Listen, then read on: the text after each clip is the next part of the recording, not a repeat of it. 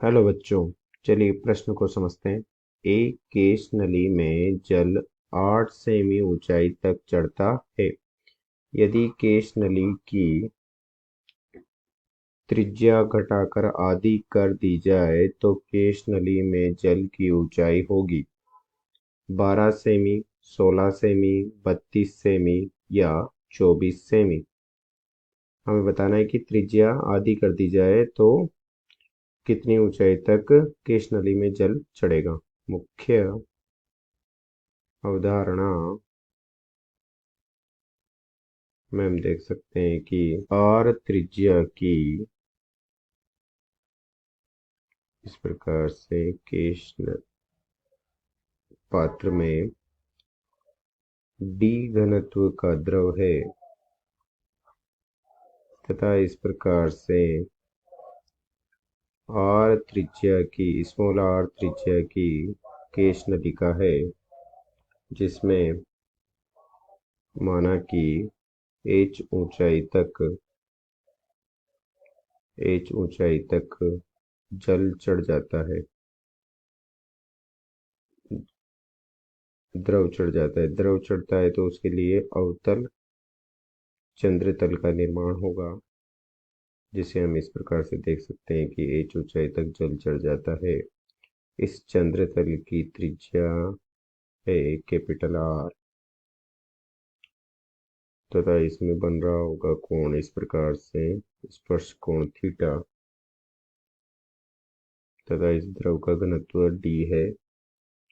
तो हम देख सकते हैं कि द्रव स्तंभ के कारण दाब बराबर होगा पृष्ठ तनाव के कारण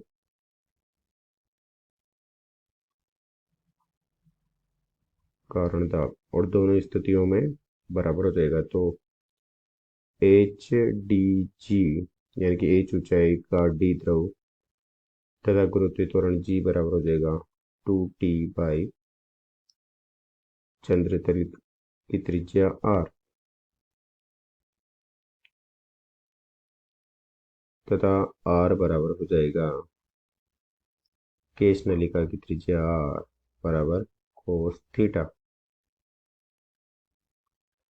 तो यहाँ से हम देख सकते हैं कि h बराबर हो जाएगा 2t कोस थीटा बटे स्मॉल आर डी जी, जहाँ से हम देख सकते हैं कि ऊंचाई h केश नलिका की त्रिज्या स्मॉल आर के व्युत्क्रमानुपाती है। अर्थात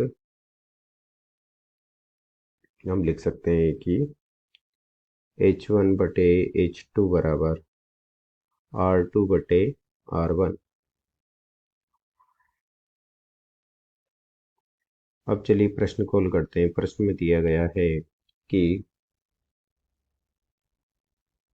जब h जब h1 बराबर 8 सेमी है तो त्रिज्या r1 बराबर माना कि r है। जब त्रिज्या को आधी कर दी जाती है अर्थात r2 बराबर r बटे 2 कर दिया जाता है तो ऊंचाई कितनी होगी। तो मान रख देंगे हम h1 बटे h2 बराबर r2 बटे r1, जो कि हो जाएगा r बटे 2r h1 बटे h2,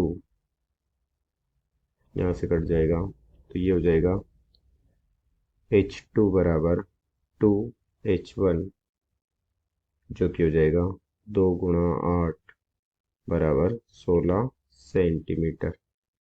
अर्थात त्रिज्या को आधी करने पर ऊंचाई दोगुनी हो जाएगी। अर्थात दिए गए प्रश्न का सही उत्तर विकल्प बी 16 सेंटीमीटर होगा। आशा करते हैं आपको समझ में आया होगा। धन्यवाद।